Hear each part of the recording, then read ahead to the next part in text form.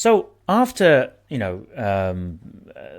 at the good and bad examples of luxurious lifestyle of the leaders and various officers, now you might wonder, so am I not allowed to enjoy myself then? Is it true that as soon as I buy something expensive or indulge myself in something enjoyable, I'm doomed?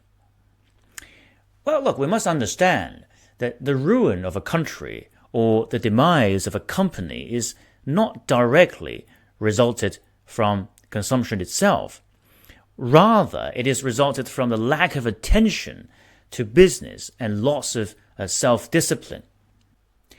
For example, the former CEO of Bear Stearns, Jimmy Cain, was well known for his backslapping, hard drinking, a high living style. He was known as a risk taker in business, but also his personal life. In 2007, he was worth over $1 billion, and he wanted everybody to know it. Every Thursday afternoon after the stock market closed, he would board a private helicopter just a few blocks away from his Manhattan office and fly off to his country house on New Jersey shore for weekends of bridge and golf game. He also had one troubling habit of pot smoking, and it became public during the worst possible time for his company. In late 2007, Bear Stearns' risky bet on mortgage-backed security began to go wrong. In November, Wall Street Journal carried a front-page story which portrayed Jimmy Cain as the absentee landlord who was always out of touch on his golf game or bridge tournament while his company was in crisis.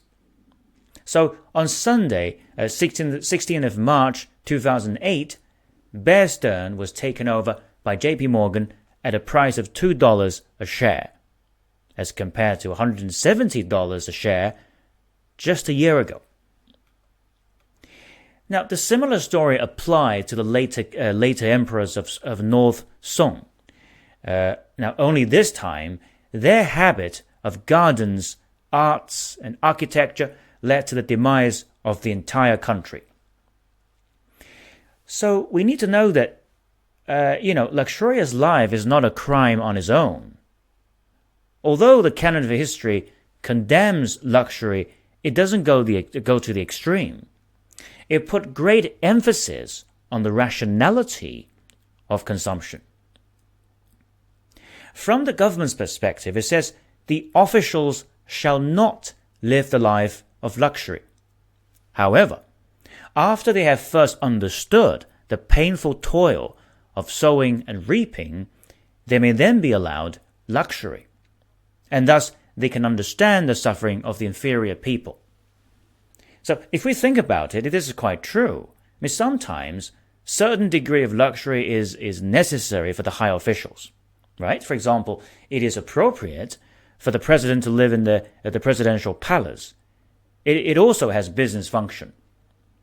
It is equally necessary for the officials to use high-standard cars and other means of transportation for both safety and business purpose.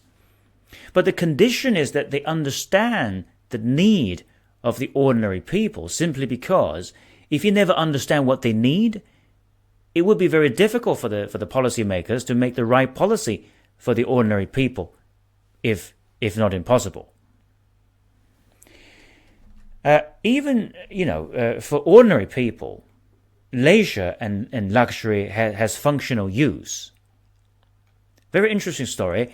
When Zigong came back from an agricultural sacrifice in a farming village, he said to Confucius that he thought that the festival drinking was a bit too much, a bit excessive, and he found no pleasure in the drinking, in the festival. Well, the problem with Zigong was that he was never a farmer. So Confucius pointed out that there is a need of relaxation and indulgence for the hard-working men and women to maintain stamina. So it's like keeping a bow in good condition. You can't keep it strong all the time or live relaxed all the time. So most of the time, people must work, but sometimes people need to relax. So the point here is that indulgence should be rational and reasonable.